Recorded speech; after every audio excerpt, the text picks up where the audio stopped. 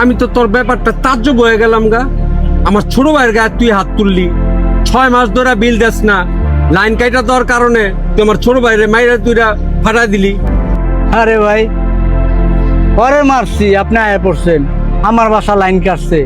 On running by ক্ষমতার ভিতরে আমরা আমগো বাসা লাইন কেটে দিবেন, নেটের ব্যবসা করবেন, আমগো টাকা পয়সা দিবেন না। পরে মারছি কি হয়েছে ভাই? আপনি ঢুকছেন কি লেগে আমগো গলির ভিত্তে? আপনি কি ঠ্যাংগুলো আইটটা বেড়ে পারবেন? ভাই বহুত খাইছেন, এবার একটু অফ যান, এবার আম করে খাইতে দেন। এই ভাই, ওরে মারছি, তাতে কি হয়েছে? আপনি কি আমাদের বিচার করবেন?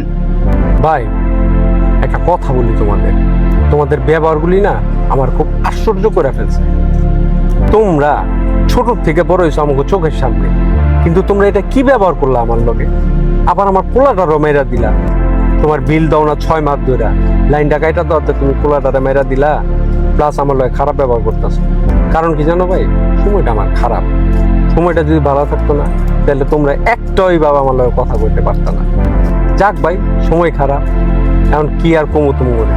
এই বেটা, এত কথা কইতেছিস কেন? যা নাইলে কিন্তু একদম বইরা দিমু। তোদের সাহস কম মনে বাবু, এই কিরে? এই রাখ বাবু, বুঝলাম না, তুই তো আমার বন্ধুকে হাত দাস রে।